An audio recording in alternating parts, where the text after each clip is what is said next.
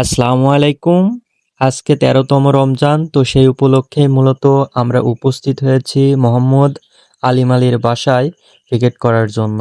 তো প্রতিবারের মতন সাথে আছি আমি জনি। আজকের ভিডিওটা অবশ্যই কন্টিনিউ করবেন। আশা করি আজকের ভিডিওটাও আপনাদের অনেক বেশি ভালো লাগবে। তো আজকে আমরা সবাই এখানে উপস্থিত হয়েছি মূলত এখানে যে প্যাকেটগুলো আছে ইফতারির সেগুলা কমপ্লিট করার জন্যই মূলত আমরা সবাই এখানে উপস্থিত হয়েছি। তো সবাই মূলত কিন্তু আমরা হাতে ফিতে কাজগুলো করার চেষ্টা করছি। আর প্রতিবারের মতন সাথে আছি আমি জনি, আমাকে তো সবাই মোটামুটি চেনেন। এছাড়াও আমাদের মাঝে কিন্তু অসংখ্য ছোট ছোট বাচ্চারা আছে, তারাও কিন্তু হাতে ফিতে কাজগুলো করছে। তো আজকে আমাদের টার্গেট মূলত 200 প্যাকেট কমপ্লিট করতে হবে আমাদের, যার কারণে আমরা কিন্তু সবাই এক সাইডে প্যাকেটগুলো গুনছিলাম। তো ইতিমধ্যে কিন্তু আপনারা দেখছেন যে আমাদের মসজিদে চলে এসেছি আমরা। তো মাঝে মধ্যেই কিন্তু আমরা এমন দিয়েছি যেন ভিডিওটা আপনারা দেখতে অনেক স্বাচ্ছন্দ্য বোধ করেন। তো আমাদের ভিডিওতে আপনারা প্রচুর পরিমাণে ভালোবাসা দেন, তো যার কারণে আপনাদেরকে সবসময়ই আমি ধন্যবাদ দিই। তো আজকে আর ধন্যবাদ দিয়ে আপনাদেরকে ছোট করব না।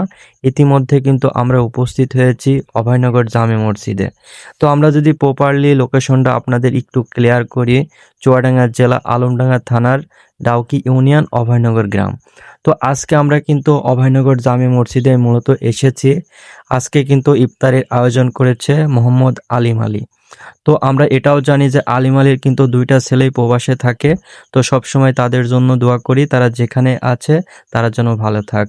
আজকে মূলত তাদের উদ্যোগেই কিন্তু এই ইফতারের আয়োজনটা কমপ্লিট করা হয়েছে। তো যার কারণেই তাদেরকে সবসময় বলবো তারা যেন এমন ভালো ভালো কাজে সবসময়ই জড়িত থাকে।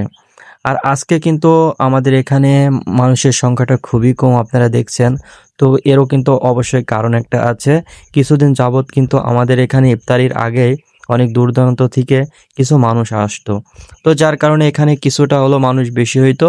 তো এখন কিন্তু ওরা আসে না, তো যার কারণে 200 প্যাকেট নিয়ে আনলেও সেটা কিন্তু 20 থেকে 30টা প্যাকেট আবার উবড়ায় যায়। তো যার কারণে ওই প্যাকেটগুলো আবারও কিন্তু আমাদের কামব্যাক করতে হয় বাসায়।